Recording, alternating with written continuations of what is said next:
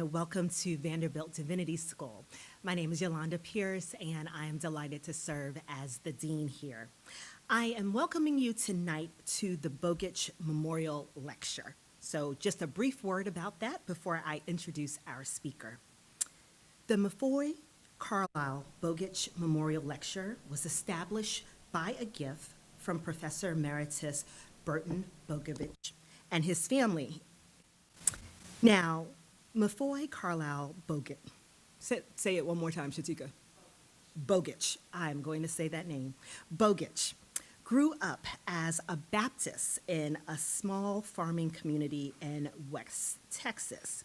She studied comparative religion at Baylor University, where she cultivated a profound interest in world religion. That interest grew when she married her husband, and the two of them became involved with the Unitarian tradition. It was within the religious philosophy of Unitarianism that Mafoy cultivated a deep understanding of the implications between cultural diversity and religious beliefs. Through their travel and exploration, husband and wife were privileged to learn about Buddhism, Hinduism, Judaism, and Islam in their context. So tonight, the Mafoy Carlisle Bogitsh Memorial Lecture honors her lifelong interest in the interplay between culture and religious expression. Tonight's speaker, we are honored to welcome, just basically across the campus, Dr. Lynn Ramey. She serves as professor of French and cinema and media arts here at Vanderbilt University. Her interest in French culture and literature stems from a study abroad experience as an undergraduate at the University of Pennsylvania. In addition to her study abroad, I learned from her bio that she joined the Peace Corps upon graduation. And it says here that you lived through a military coup. So that is an interesting piece that maybe we'll have a question about after. But in the end, she decided to go to graduate school to learn more, and her years in France and Fiji helped to shape her thoughts about the interaction between different ethnic groups and cultures and cultural interactions between Christians and Muslims in the Middle Ages, and became the topic of her dissertation and her first book. And building on that line of inquiry, Dr. Ramey's second book looked at the development of racial consciousness in medieval European literature and the importance of the Middle Ages to modern notions of race. She recently completed a third book on this amazing, versatile author from the 12th, 13th century who struggled with changing societal ideas and attitudes toward crusading during his lifetime. I am fascinated that she is fascinated with computing applications as a former computer programmer, computing applications for the humanities. She is currently working with others to create a series of immersive environments using a video game engine that will allow users to play through moments of cultural interaction as medieval travelers encountered other peoples for the first time. I'm excited, and if you need some beta testers, you will have people here at the Divinity School. The medieval Mediterranean is central to the mixing of people, objects, and ideas. Cyprus, crossroads of the medieval Mediterranean, is a digital project that explores this multicultural world. We are delighted to welcome a friend and a colleague of the school to VDS tonight, and please come, and we look forward to questions at the end. Thank you so much for being here, Dr. Ramey.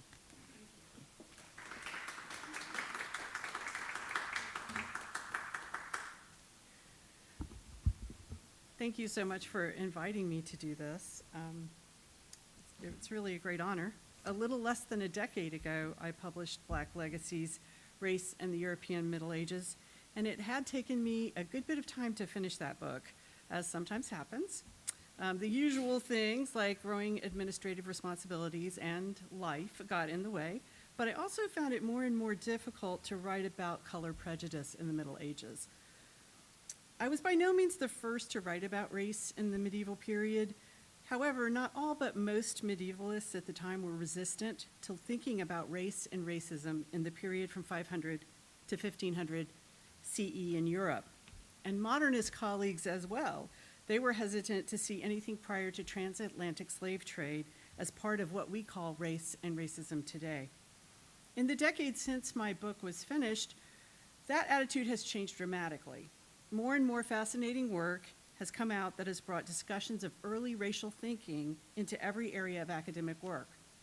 This research and these invigorating conversations have refined my own thoughts about medieval race. Many other things have happened since my book was published that have also affected my thoughts. Barack Obama finished his second term as president, and Donald Trump was elected. Some Vanderbilt freshmen celebrated Trump's victory by running around the freshman commons with Confederate flags. Vanderbilt paid $1.2 million to remove the word Confederate from Confederate Memorial Hall.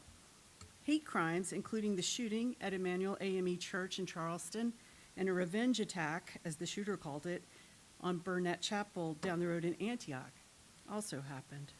Michael Brown, Eric Gardner, Tamir Rice, Freddie Gray, Philando Castile, Alton Sterling, George Floyd, and others died at the hands of the police. The Black Lives Matter movement grew, but then also faced a tremendous backlash. Voter suppression efforts ramped up across the country, resulting in new gerrymandering and court challenges, including around racially based maps of Nashville and of Memphis. Neo-Nazi groups have marched across the country, including in Charlottesville, and just this past month in Nashville. So while I had thought that my book was a sobering look at just a few of the ways that medieval notions of race had been passed down to us, I did not see these developments in our contemporary context coming. Many probably did see it, but I did not. I had been drawn to these issues that my book touched on because of my own background. I was born in Alabama, the year after the 16th Street Baptist Church bombing, the same year as Bloody Tuesday in Tuscaloosa, and the year before Bloody Sunday on the Edmund Pettus Bridge in Selma. I attended what were almost entirely all-white schools, growing up in a conservative white Old South household in Alabama, and I learned nothing of these events at home or at school, ever. I had a lot of questions about race and racism, and like other parts of who we are as scholars, my personal questions had a profound impact on my academic work. I'm not going to repeat what is in Black Legacies, but I'll recap it by saying that it looks at many different types of discourse in the European Middle Ages, focusing on how people thought and talked about certain other people, including, for instance, the mythical kingdom of dog-headed men. Then it follows some of the more damaging threads of discourse that were picked up and drawn through the centuries, becoming solidified from racial thinking to prejudice and racism as we know it today. The one example from Black Legacies that I want to pull out today is a problematic translation of the biblical Song of Songs. In the 4th century, a seemingly small but important development took place. Most of the biblical commentators prior to this date were writing in Greek and working with Greek versions of the Old Testament. The bride or queen in the Song of Songs states, "I am black and beautiful," which is how it was rendered in Greek as well as in Hebrew. The question of internal and external beauty was a matter of interest to the commentators, but the wording of the biblical texts was unchanged. In the early medieval period, the Bible was translated into Latin, but unevenly, and in the late 4th century, Jerome was charged with the enormous task of putting together a definitive translation that would serve the Christian West as the official text, a single text of the Bible. In the final version of this Bible, the Vulgate, the phrase was rendered, "Nigra sum sed formosa," I am black but beautiful. This would be the reading of the Song of Songs used in Latin for more than 1,000 years, becoming one of the very first texts printed by Gutenberg, shown in the slide. When the Bible was translated into English, the reading in the King James Version was, "I am black but comely," while "I am black but beautiful" is used in the New King James Version, the New Jerusalem Bible, and the New International Version. And the difference between "I am black and beautiful" and "I am black but beautiful" makes a significant impression on someone who reads or hears it. We know that words matter, and even a single word can matter. Much, much later, around the year 1125, a man known only as Benedict sits down in a scriptorium and begins translating the only work that will survive bearing his name. He has been commissioned by Queen Adeliza, the second wife of Henry I of England, to translate a foundational Irish tale from Latin to Anglo-Norman medieval French. She asks him to translate into French a 10th century Latin story of St. Brendan. And here we have a picture of Brendan from one of the manuscripts. Brendan was a 6th century Irish monk who, according to the legend, set sail with a band of brothers in search of the earthly paradise. He encounters miracles and monsters and blessings and blasphemies, everything along the way. The voyage of St. Brendan had roots in monastic and in folk oral traditions, and was likely one that the young foreign Queen Adeliza felt would help her better understand her new subjects. As Benedict works, he comes to a peculiar episode that must have given him pause. In the Latin original, Brendan encounters a devil, described as an Ethiopian. Now, Benedict may have hesitated, quill hovering above the parchment. Then he makes a choice, a deliberate or accidental decision to replace the word Ethiopian with Satan. This seemingly small yet consequential translation alteration provides a critical lens for us, helping us scrutinize the complex and often contradictory medieval understandings of race, religion, and otherness. So let's look more closely at the context around this seemingly simple word substitution. According to the Irish annals and genealogies, Brendan lived in Ireland from about 484 to 577. It's the 5th, 6th century. He's noted for founding several monasteries in Ireland, the most famous of which is Clonfert Cathedral in County Galway, established in 563 CE. And here's just an image. I got to visit it. It was great. It's very unassuming as far as cathedrals go, so it was very cool. But this is Brendan as carved into the seat where the bishop sits when there. While the historical details of St. Brendan's life are often intertwined with legend, the existence of the monasteries he founded and his influence on the spread of Christianity in Ireland and beyond are well-documented aspects of his legacy. He was called Brendan the Navigator, and he became a patron saint of travelers, with missionary journeys across Ireland to the Isle of Iona, and likely to Wales and Brittany. However, the story of the voyage of St. Brendan was not written down until almost 400 years after his death. The scribe Benedict's medieval French version of the tale, penned another 2 centuries after that first Latin version, is just one of 125 extant manuscripts in various medieval languages. That might not sound like a lot, but it is. So his story was a global medieval bestseller as far as we can tell.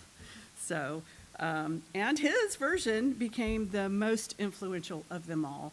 In fact, in a kind of strange twist, his translation from Latin to French was translated back into Latin at one point. So the story itself is episodic. So as the abbot Brendan takes a group of monks with him, he sets sail in search of an earthly paradise that he's heard about.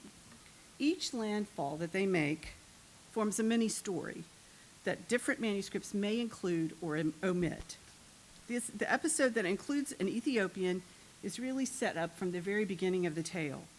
As he's setting out on his multi-year voyage, Brendan has selected the 14 monks that will accompany him, and as they are getting into the boat, another 3 brothers run up and ask to be included. Brendan lets them join the crew, but he warns the 3 that 2 of them will regret this decision. 1 will go to paradise, while the remaining 2 will go to hell. So these are not good odds, but they all 3 hop on. Now, Brendan's prophecy is odd. Not all, or even most, medieval Christian saints were given to predicting the future. But most notably, the prophecy raises problems because he's wrong. In most of the manuscripts, 1 of the 3 late arriving brothers is possessed, exorcised by Brendan, dies, and goes to heaven. Another leaves the group to stay with the monastic community that is best described as an earthly paradise. So that's good too. The final brother is curiously compelled to leave the boat as it approaches a sulfurous demon and fire-filled island of hell, not wishing to go but being dragged by demons due to his past unnamed sins. So where Brendan had predicted a bad end for 2 of the 3 brothers, in fact, only one of the brothers is transported to hell and the other 2 finish in some form of paradise. The brother that was predicted to have gone to hell but ended up in paradise is none other than the one linked to the Ethiopian. Shortly after leaving the Irish coast, Brendan's party arrives at an island that is apparently uninhabited. In the Latin original, an uncannily intelligent dog meets the monks at the shore and shows them to a sumptuously laid feast, though there is no host in sight. Brendan senses that something is amiss and warns the monks that while they may enjoy the feast, they must not remove anything from the island. That night, while the monks are sleeping, Brendan awakens and sees a small black boy referred to as an Ethiopian infant in the Latin version of the tale. So this is the part that is up there now. And he's tempting one of the monks with a bridle. In the morning, Brendan questions the brothers to see if anyone has taken anything, and our doomed, late-arriving monk confesses that he has taken the bridle. Brendan realizes that the brother has been possessed by the demon, exorcises him, and the Ethiopian leaps out, angered that he has been chased from his resting place. The brother dies and is buried on the island, but the text notes that the brother has met his reward and gone to paradise. In his translation, Benedict follows the same basic plot line. Though the monks find the magical feast by following a path without the aid of a guide dog, not too big of a difference, but it is a difference, and the monk is tempted by Satan to take a golden chalice rather than a bridle. For the purposes of comparison, here's the first passage in Latin, and then here's the second in Anglo-Norman. So I'm not going to read that to you, but you can see what happens there. Benedict's version is more than a word-for-word translation. I can also go back. So you can see Ethiopian infant and a bridle, whereas over here it's Satan and a golden chalice. He changes the object stolen from a bridle to a golden chalice, and while both passages elicit an almost theatrical vision of the maleficent demon, the Latin makes the Ethiopian a playful fellow. So I'm going to just go back to that. So you can see by playful, I'm coming up with that because of the Iocantem, so Jocantem or Iocantem, that he's playing. Whereas the French is a more serious-minded Satan. The switch of the chalice for the bridle is significant. While in both cases the brother is stealing, the bridle does not seem quite so tempting. The brother seems to take it because he's taunted into taking it, and for the chalice, the author goes further, noting that there's nothing so precious as this cup. By shifting the focus to this valuable object, the brother's theft appears to be a more serious crime motivated by greed. So what occurred, we have to ask, between the 10th century Latin version and the 12th century translation that made the Ethiopian boy go from this playful miscreant to Satan himself?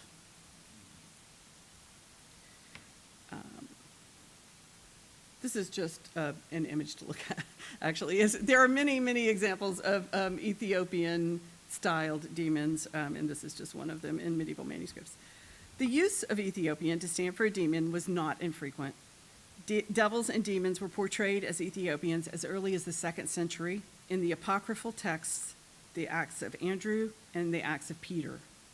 By the 3rd century, and beginning largely with Origen of Alexandria's biblical exegesis of the Ethiopian as a metaphor of those in sin, Ethiopians stood in for Gentiles and sinners.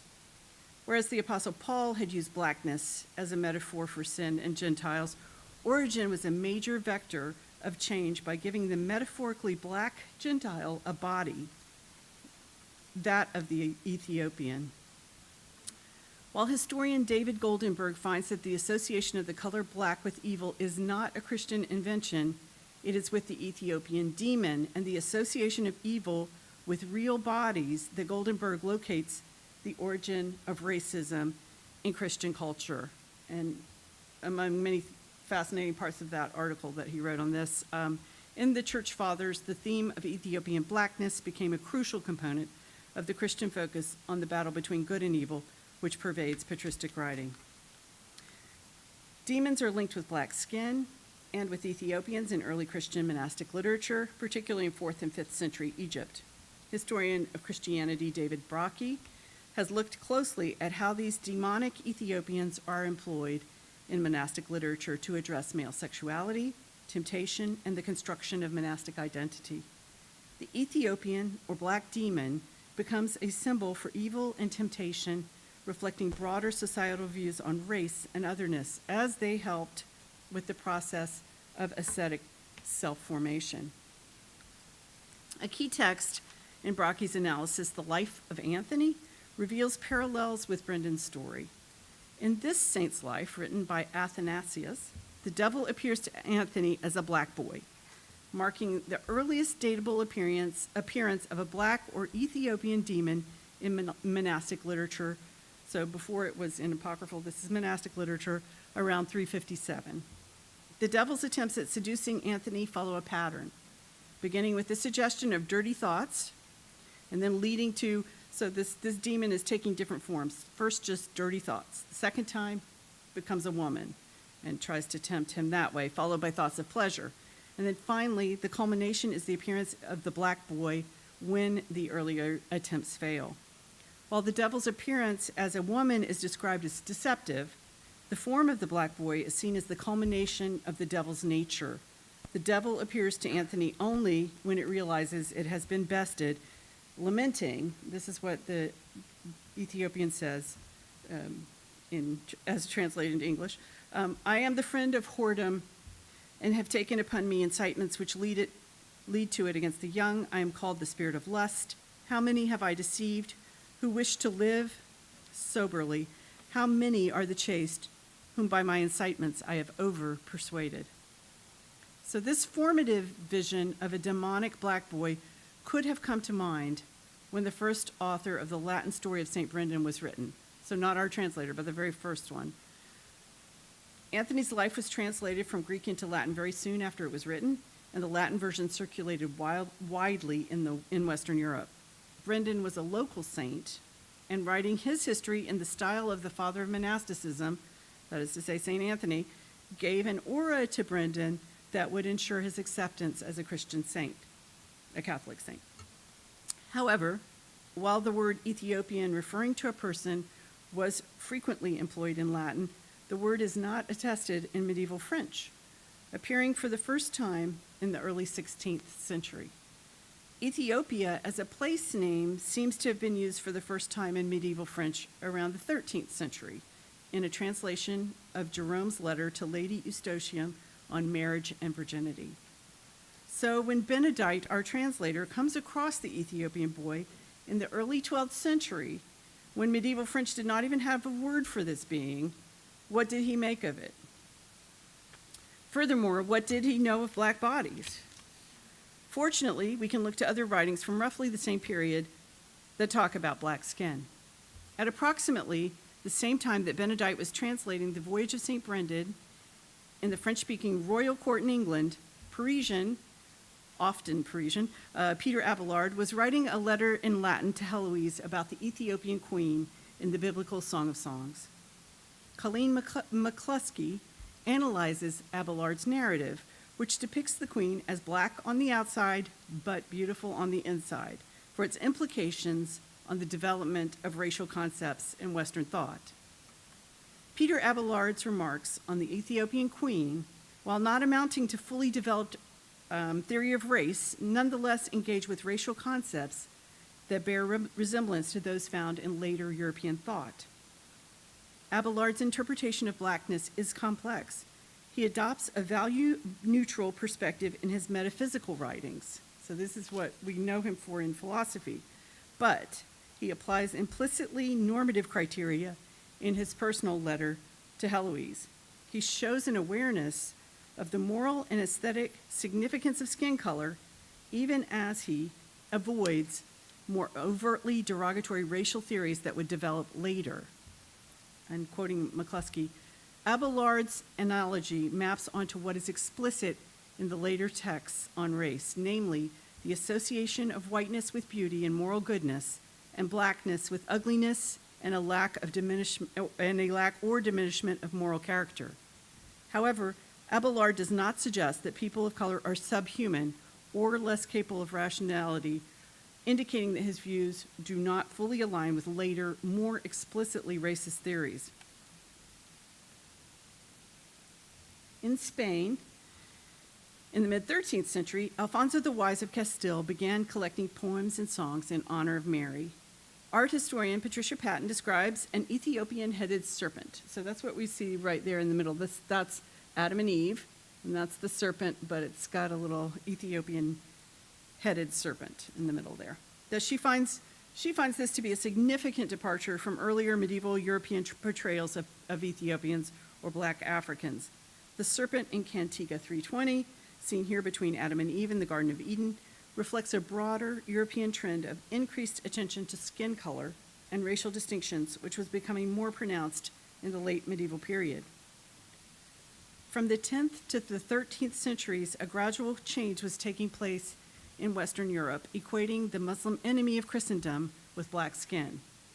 While skin color was variable in early depictions of the Muslim other and was never fully consistent, art and iconography historian Philippe Sénac documents this move toward blackening the Muslim other in his analysis of miniatures and sculptures in France during this period.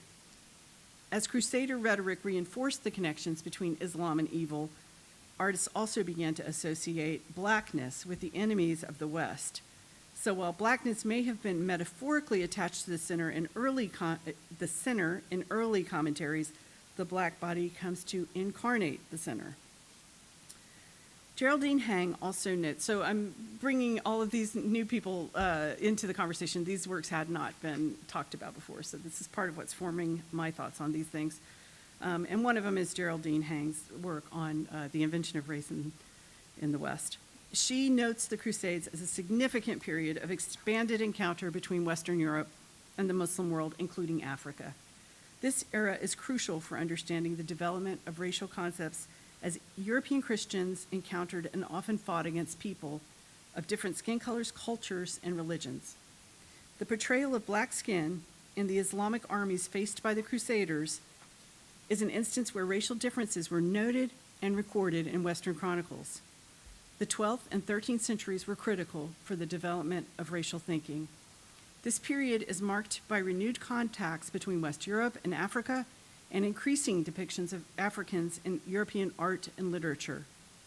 For instance, the depiction of the African torturer-executioner motif and the appearance of phenotypic black Africans in art from this time highlights this recognition and significance in racial difference. But Hang also sees positive images as contact increases. The portrayal of Saint Maurice as a black African in 13th century Europe is highlighted as a pivotal moment in racial thinking. Saint Maurice's representation in Magdeburg Cathedral as a black African knight, breaking with previous iconographic traditions, illustrates the evolving perceptions of race and sanctity in Europe.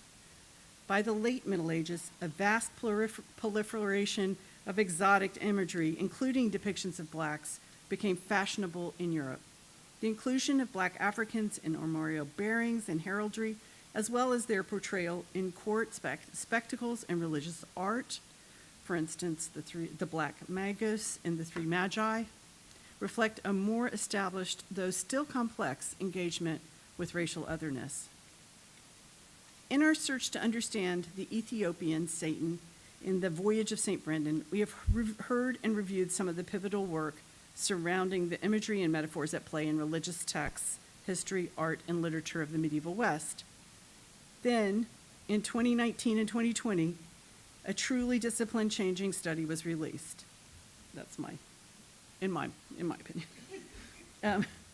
Rebecca Redfern and Joseph Hefner did DNA analysis on the remains found in a medieval cemetery in London, where 14th century victims of the Black Plague were buried. In their sample of 41 individuals, 29% were identified as people with non-white European ancestry. This level of diversity is notable and indicates a more complex demographic makeup of medieval London than traditionally understood. Furthermore, examining the quality and makeup of the bones led to even more provocative conclusions. There were no clear differences in health, either between the sexes within each ancestry group or between ancestry groups. That would lead us to believe that the things that normally impact health significantly, that is to say economic and social factors, seem to be more or less equal throughout the sample. The data size is relatively small, and broad generalizations, especially as significant as this, these are, demand multiple narratives about the social conditions of a diverse medieval population. But the researchers themselves propose that one explanation might be that the significant impacts of famine and disease epidemics across the 14th century affected all socioeconomic groups across Europe, and they may have masked some underlying health differences due to social and economic effects of ancestry or race or racism. The finding of Redfern and Hefner presents a tangible challenge to the traditionally homogeneous perception of medieval European societies depicted in much of the historical and art historical scholarship. As scholars, we have been focusing on representations and symbolic interpretations of Blackness in medieval art and literature with the underlying assumption that most of these writers and artists were representing people they had never seen.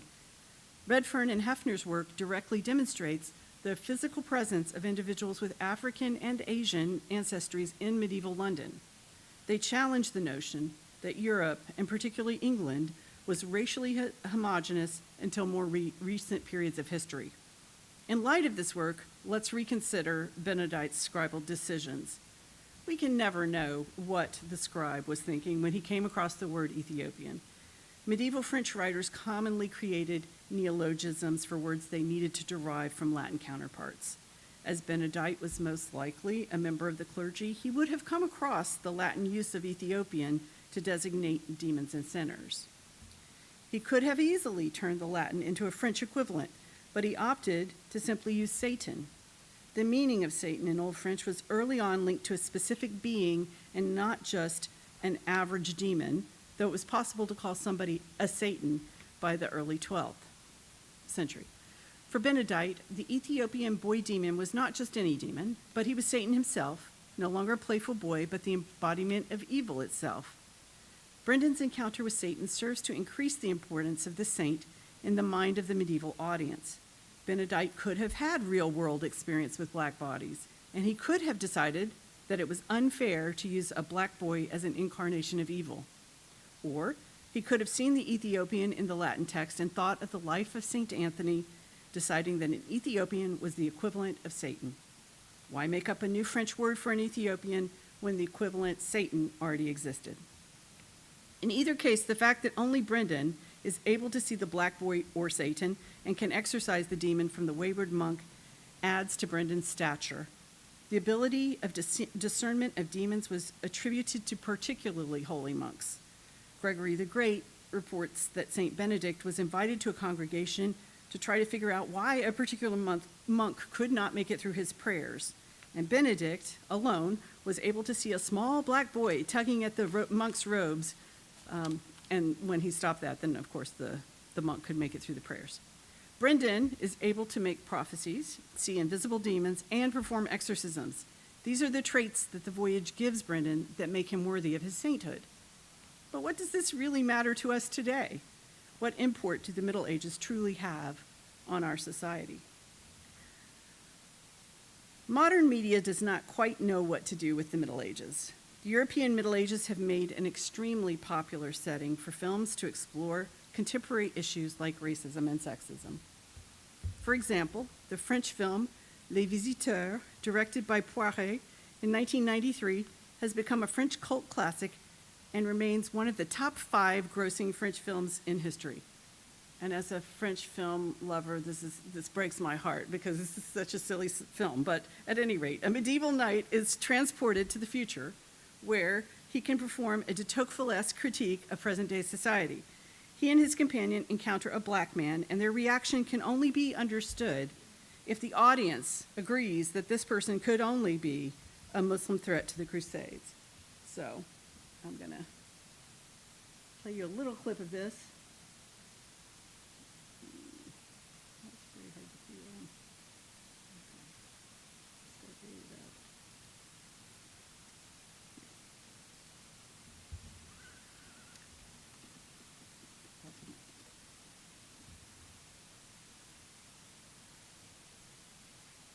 Wait, I don't know if you can.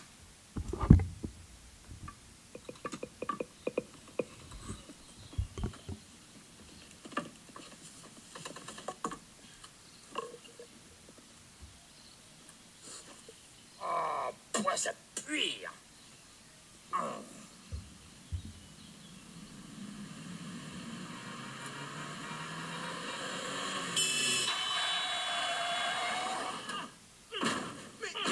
Mais il est fou, dit. Mais si, un sarrasin. Mais si, un sarrasin dans une chariote du diable. C'est tout ferré, il y a point de bœuf pour tirer. Oh là là, messire, venez voir. Là, messire, là.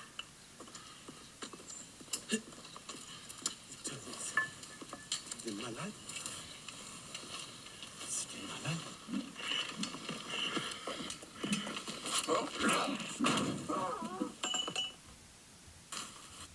Okay. And Martin Lawrence as Jamal in the 2001 film Black Knight also time travels to the medieval past. The humor of this film is based around the idea that Jamal is doubly an outsider.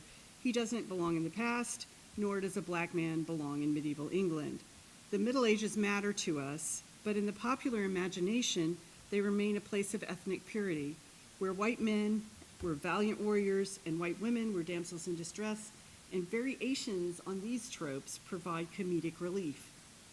So to recap, let's think again about the importance of words in translation to this history of racial thinking. Let me move this back. We have and changed to but to produce black but beautiful.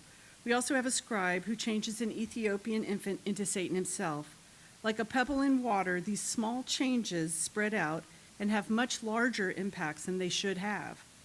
Bioarchaeology shows us that diverse communities existed in the Middle Ages, but we still tend to read mention of skin color in Western medieval literatures as allegorical when maybe sometimes it was just descriptive. We are moving into an age of machine translation and text generation.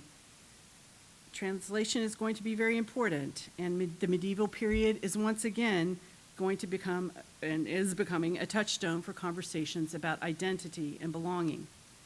Recently in the news, right-wing media has become enraged around depictions of medieval knights and Vikings in AI image generators. The controversy was started when someone posted images that he said were generated by Google's Gemini of medieval knights and of Vikings. For those of us who have worked on harmful uses of the medieval past in alt-right contexts, the use of these examples to prove society's misreading or warping of the past is unsurprising. For the alt-right, Vikings and medieval knights are the epitome of untouched pure white masculinity. We see that in the medieval-inspired garb of the alt-right protesters in various contexts, from Charlottesville to the January 6th attack on the Capitol. These are the images that are tweeted out. Attack on the Capitol. So let me give you an example. These are the images that I'm about to show you that were tweeted out as examples of Gemini's wokeness. So here we go. In the medieval knights example, yes, there are women and no one is purely white. But what is a medieval knight? If we look at the word medieval, it is a surprisingly difficult word to define. Many refer to it as the time period between 500 CE and 1500 CE. Some specify that it must refer to Europe, but fewer and fewer say that, while others prefer to specify only the date range for a global view of cultural exchange.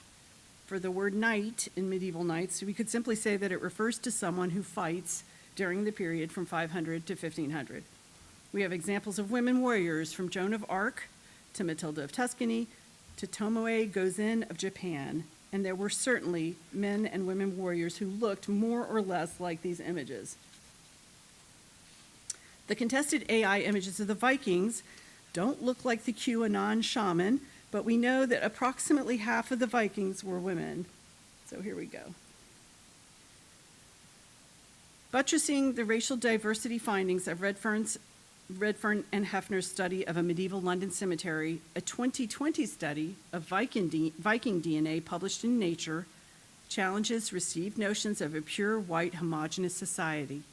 The gene pool indicates, quote, Scandinavian diasporas that establish trade and settlements that stretch from the American continent to the Asian steppe. So that's what we see in the gene pool.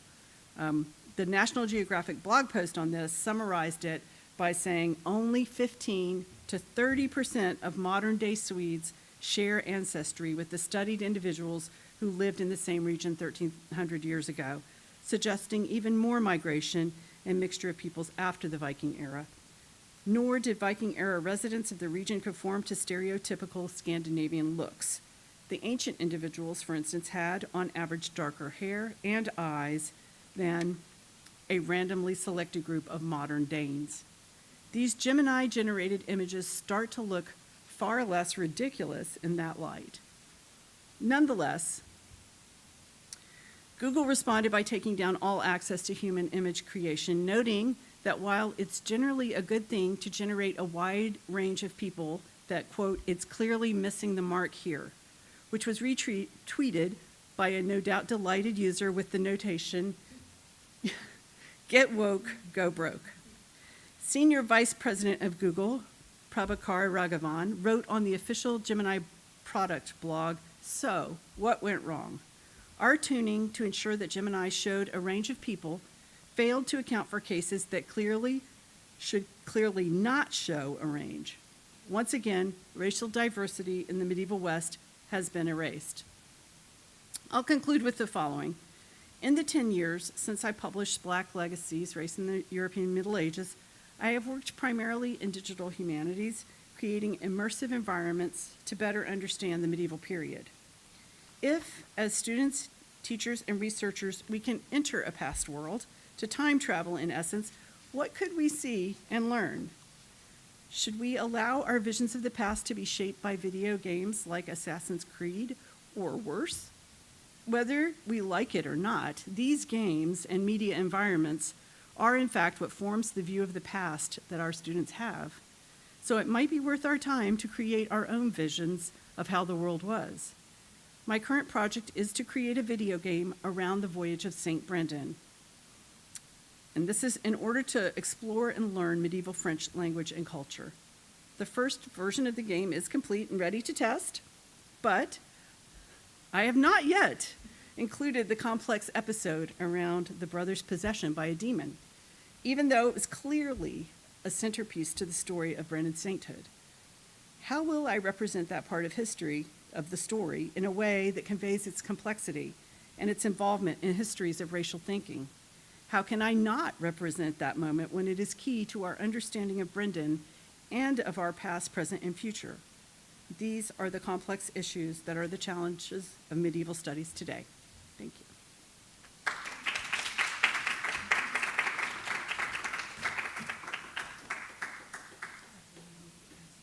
Yes, of course.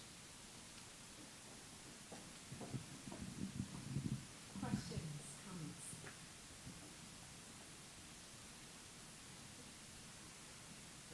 Trying not to overstep by wanting to be one of the first testers for the video game, but I am hoping I do need that I will testers. get called upon particular line. So I wanted to ask a question. Maybe I'm closer to the mic because we're recording and people are watching and streaming, so I just want to be able to hear. So I enter into this conversation thinking about the alt-right and so much of the debate that is playing out in social media about this issue, about whether or not you can even talk about Victorian London as having, right, so forget medieval, but like literally Victorian London, I mean, where we can, I mean, that was just the other day, essentially, in terms of historical time, but the playing out. For me, the question is, what's the threat here?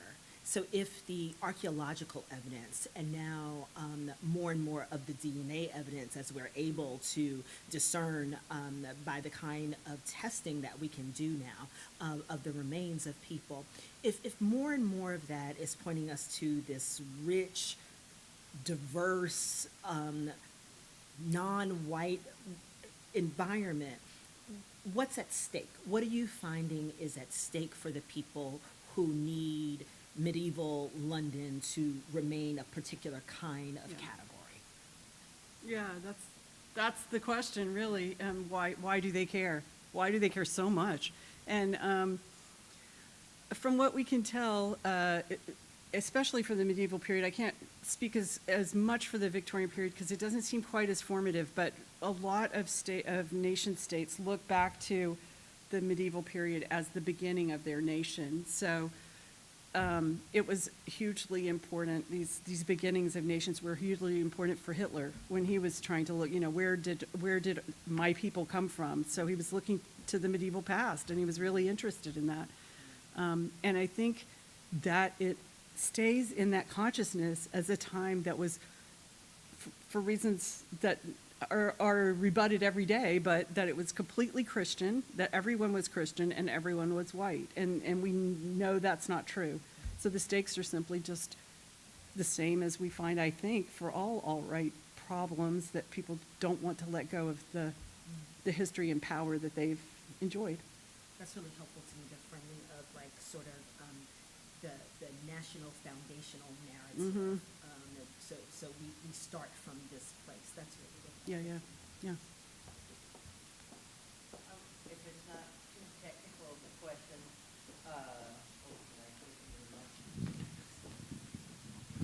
if it's not too technical of a question, I found it really fascinating what you were saying about, the lack of vocabulary in, I guess would it be Old French? So for Benedite, can you speculate, does Ethiopian have any sort of fixed geographic meaning? In late antique texts, India and Ethiopia are the same place sometimes. Yeah. So, was there any geographic content there at all? Or what are some of the, if he hadn't chosen that translation, what are some of the resonances that he might have had? Yes, and I don't know for sure because we can't know what he knew, but I do, the things that, the more of the maps that were placing different things in different parts of the world were later. So I think the Hereford map was later than this. I guess what we know of monstrous races even was later, started with Pliny, but it's, at this point, we're not seeing that much of the iconography. So I think it's really in development, particularly maybe in England, which I think you have to think of England as, kind of like the boonies. I mean, as a French scholar, that's easy for me to say, but, France was the center at that point, and then England was kind of where it was, they were trying to build up. She was a colonizer in many ways, Queen Adeliza, who got there and was spreading the French language. So I think what he may have known was probably, I don't think he knew anything about it. Probably even when he read the Life of St. Anthony, he probably still didn't, it was something that he read, but it didn't form a picture in his mind of where it was, is my guess. Yes. Yes. Thank you very much for sharing a little bit about your personal past and upbringing. My question goes first and foremost to the issue of whether any of these characters had any influence in your research. Have you found that any of these characters had any influence on Christian humanism, which of course evolved out of the medieval period? Okay, I'm not sure if this will answer exactly, but what I've found is that this question and these images did come through the Renaissance Reformation as interesting points. Even St. Brendan himself was seen as someone who traveled to the New World, and there was a whole narrative made up about him, and we could get into that even as far as, okay, so Europeans were so interested in saying that they had discovered the Americas, that they said it was discovered by, a 6th century monk. That's where they saw some of these stories. So I think a lot of the stories that we're looking at were extremely formative through that period that you're talking about. As far as humanists go, the ones I think of classically did not talk about this, but Montaigne definitely talked about, the other, especially in in the New World, I guess we would say, and brought in some of the same questions. The question of humanness that I talked about earlier, Abelard didn't talk about what he saw as the Ethiopian as non-human, but as we go through the Renaissance, the Reformation, and on up into the modern period, they started talking about them as non-human. So they became, objectified animals, and then that way you could enslave them. You could, justify that kind of thing. So yes, it came through that period, but I can't think of people that I know, like Erasmus or somebody that specifically, but it would be really interesting to see what he thought about other people. Was he only thinking about Europe? Probably not. So yeah. I'd be fascinated to know if you know of some of those, but. I truly am asking the question Yeah. for the sake of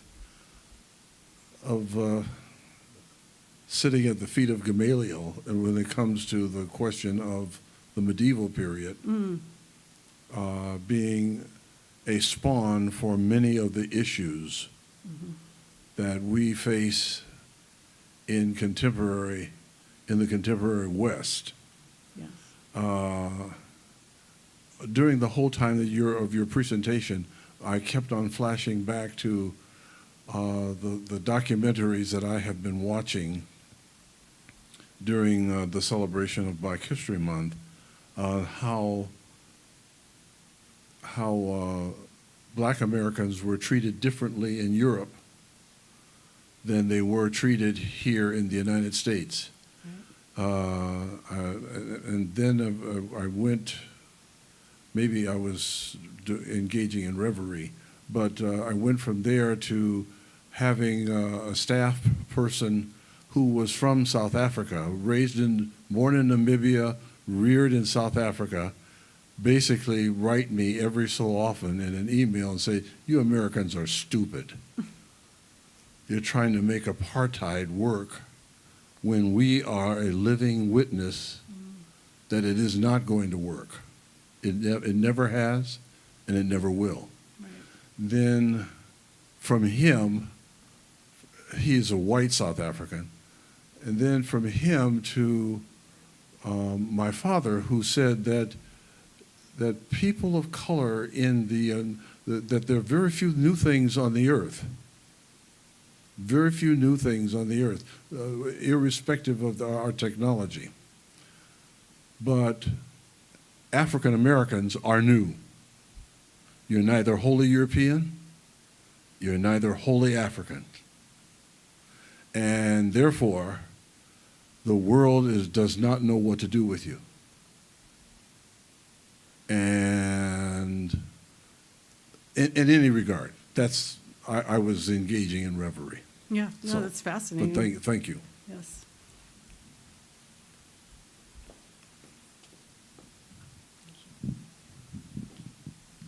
A bit of a different question. So beginning you showed a image of people with animal heads.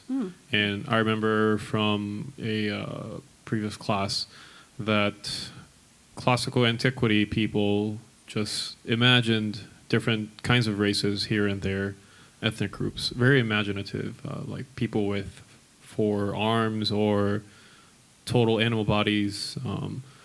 And so my question is that when during the medieval period does that really stop and they start making slanders or caricatures to actual people? I don't know if these kinds of imaginative races really stopped. They continue to be a part of the mythology, stories of travel. People would say they ran into different unusual races around the world. So that was just kind of a staple of imaginative literature, and that was brought even into the New World when they came to the Americas and believed they found some of these unusual peoples as well. But what started to happen, and I would say when I talked about the 12th and 13th centuries as being very important, that's when much of the dialogue about what makes someone human came into play. So if you look at something, this is why I picked, there are a lot of really interesting pictures of different half human, half other that I could have picked. But this one is interesting because it seems like these are intelligent beings with a king, and they have, they're growing things. They've got a world and a society of their own, whereas there are other images where even with heads of men, they're sheep-like. So they don't seem to have a society. They're being herded and this kind of thing.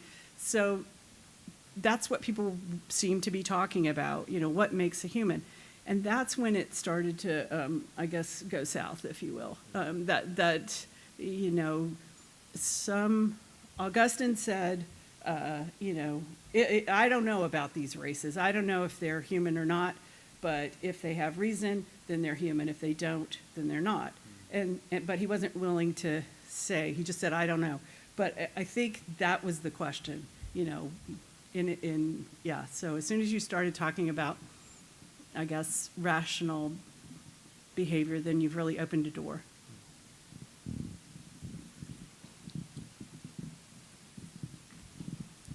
I just want to thank you for something that's come together for me in my mind here and shows how your work on the global Middle Ages intersects with this. So just to reflect back to you, what I'm taking from this is, so on the one hand, we definitely can make arguments about people in Europe didn't see certain kinds of animals, right? Like all of a sudden Matthew of Paris has really seen an elephant and it looks like an elephant compared to the other things. Mm.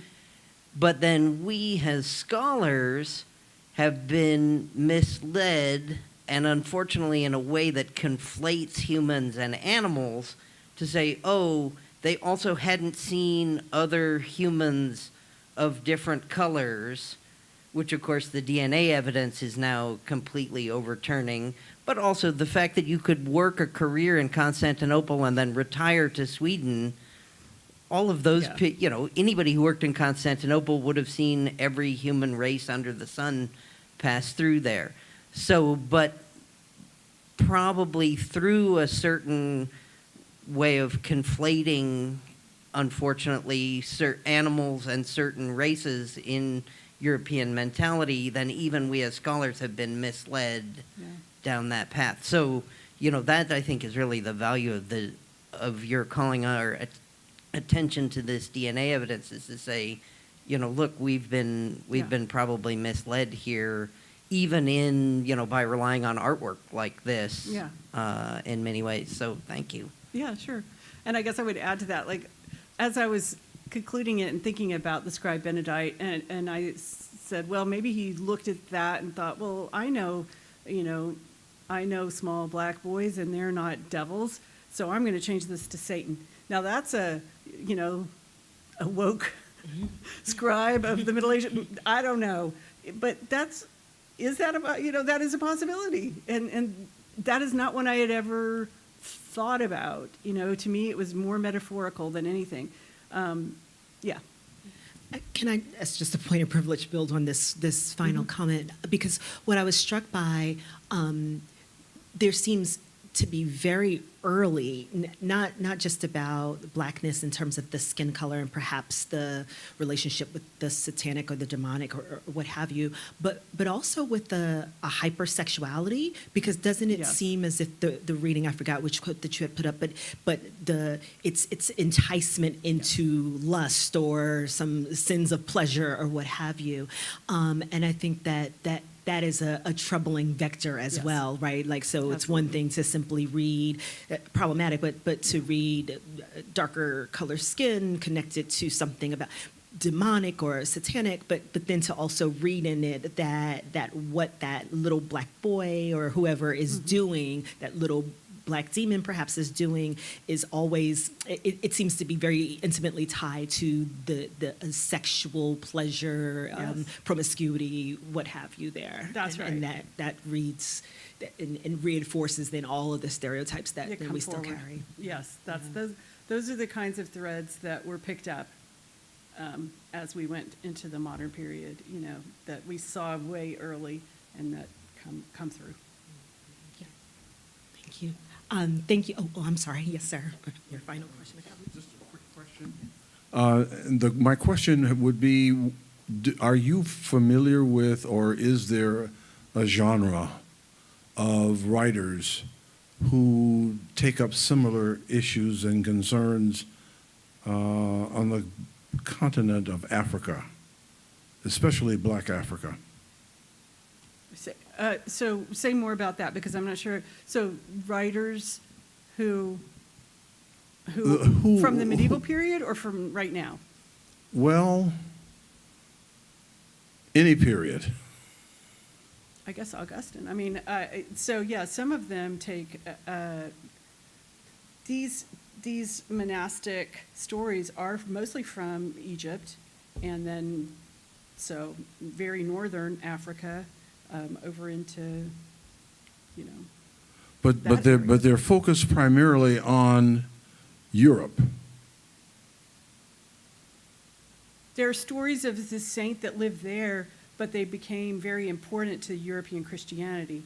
I would say Okay. that, yeah. I guess what I'm asking is whether there is any confluence of what apparently occurred or within a particular period of time. I think you demarked it from 500 CE to 1500 CE. Right. So during that same period, is there any evidence of any body of literature that you can go to that would provide opportunity for seeing how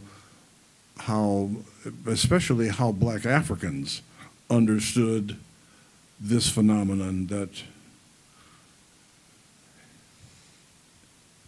I'm sure there is, but I don't know it. I would assume, other than the stuff that I talked about that would have been in Greek or Latin and part of kind of Western Christianity, brought into Western Christianity, I would think most of it would be probably in Arabic, if you're talking about, and there were people talking, yes, they did talk about, even in the Crusades, it's been a while since I've looked at this, but there were chroniclers, so Muslim chroniclers of the Crusade who talked about people who, the Berbers, for instance, or others who were part of their armies, and in largely derogatory terms as well. So that's a very interesting history, but I don't know it. the genesis of my question was simply that you don't find issues of race being how should I put this? You don't find issues of race being put on the front burner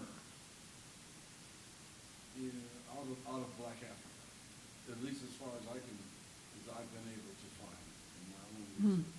Okay, I would buy that. Makes a lot of sense. Thank you so much for being here with us. Thank you all for coming out tonight. And for those of you who are streaming or watching online, thank you for joining us at the Vanderbilt Divinity School. This was wonderful, amazing. I have more questions I'll ask you during the reception. And so we invite you outside to enjoy the reception with us. Thank you and have a good night.